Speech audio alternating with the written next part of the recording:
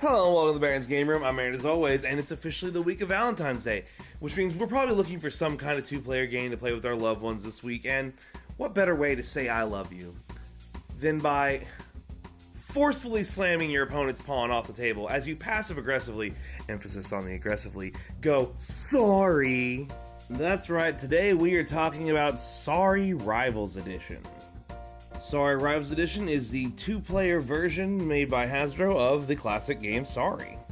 For those of you that somehow maybe haven't heard or played Sorry in your life, it's in the same line as classic games like Parcheesi, Wahoo, Aggravation, Ludo, Trouble, all games where the whole point of the game is just to take all of your pawns, your mover pieces, and get them around the board into your home, while trying not to get knocked off back to home by your, or back to start by your opponent's pieces.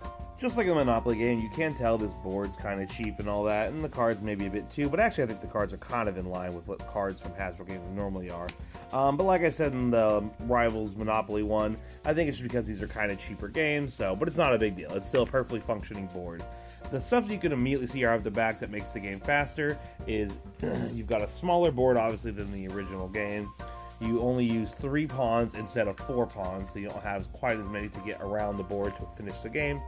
As well as some of the big things from there are you're allowed to start a piece with any card. There's not specific cards that let you get at a start. And when you're coming home, you just move straight up into it. There's not like a path you have to work your way up into by exact numbers or anything. So those are the right off the bat quick differences that make this a little bit more streamlined, faster paced version for this two-player version of Sorry. But anyway, let's get on with the setup here. There's not much to it. Just place the 3 pawns into each player's start area. Sorry. And then you're going to shuffle up the deck of cards and place them right there. And lastly, you're going to deal each player 5 cards. Yeah. It says youngest player goes first, but that's a whatever. Flip a coin if you want. Let's go. On your turn, you're going to play 1 card from your hand, face up here to the discard pile, and just do what it says. Move 2 spaces. In this game, there aren't any special cards to move from start. All cards can move you from the start space. So just 1, 2. Boom. That's my turn. And you draw a card, and then your opponent goes. There are 9 different cards you can play on your turn. There are 1 through 8, and then there is the Sorry card. 1 through 8 all allow you to move that number of spaces, plus some have extra abilities, such as the 1, whenever you play it, you may play an additional card after playing it. The 4 lets you choose to move 4 or switch places with one of your opponent's pawns. So I might instead, when I play my 4 down, choose to move this guy over here and this one here.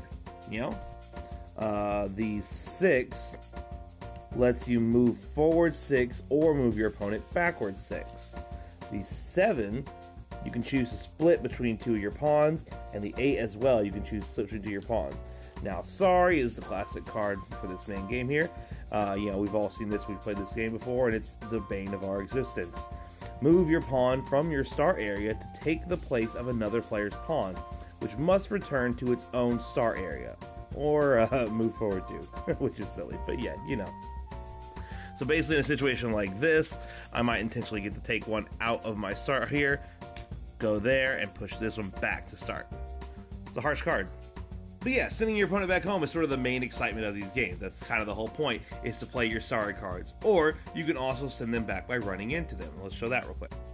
Alright, so if you end up moving enough spaces properly, 1, 2, 3, to land on the same space as your opponent, you will knock their piece back home. Another thing is these slide areas you see. If you end up landing enough, let's kind of make the thing. If you end up landing on one of those arrows, you instantly slide down all the way to the end, knocking out all pieces along the way. And yes, I did say all pawns, meaning if you land on the slide, you will hit your own pieces if they are in the way as well. Sorry. Now keep in mind that you always have to play a card when you can, even if it puts you in a bad position, like, oh man, if I play a card, I'm going to end up somewhere where my opponent can bump me out next turn, or the only cards I can play are going to make me land on the slide, which will make me knock out my own piece. Sorry, you have to do it. The only time you don't make a move is if your only option for a move is an illegal move, and the only way a move can be illegal is if it would make one of your pawns land on the same space as another one of your pawns, which I'm not even fully sure how that would happen, but Yeah, that's the only time you couldn't do it, is if your cards would cause you to try and attempt to share spaces, because you only bump your pawns back to your own home if you hit them in the slide.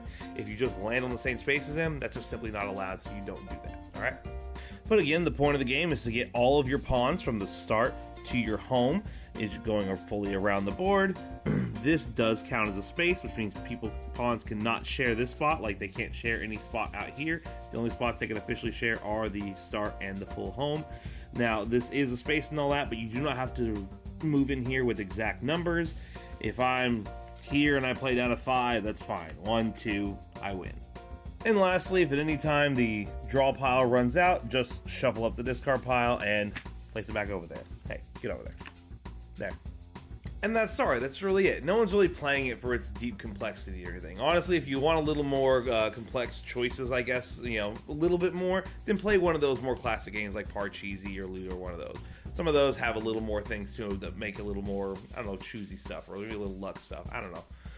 With this one, it's a simple game which you're playing because it's just kind of fun to be able to screw over your friends a little bit while doing a very simple little run-around game. So there's not much to it. Personally, yeah, I like Sorry. It was one of my favorite ones growing up when playing these games, being its simplest one. It was one of the ones that was super easy for me and my brother to understand without anyone having to teach us stuff, so I was pretty much playing Sorry on my own right away. Whereas Monopoly and all that, I had to at least have someone be like, hey, how do you kind of go about this? Tell me about the auctions and stuff, which, I think most of us don't even do the auctions, right? That's certainly something you kind of start doing as you got older. Like nowadays, I would never play Monopoly without auctions. Back then, I was like, I don't know what this is, so I'm just gonna not do it, because I was 5.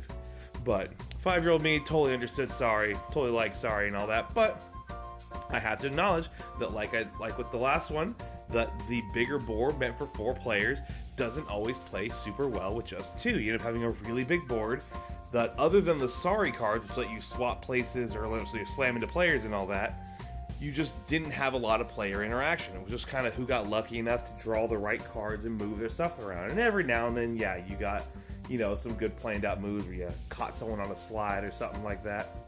But it being such a bigger board with space for 2 more players did mean that 2 players kind of lacked interaction, and that's what this Rivals Edition kind of fixes. It's what it does. Just like I said with the Monopoly one, it just tightens up the whole game, making it a little more fun and experience, and more of an experience for 2 players. It's not just like I'm playing and you're playing and maybe we'll interact. No, you're going to interact with this game. This game is brutal, honestly.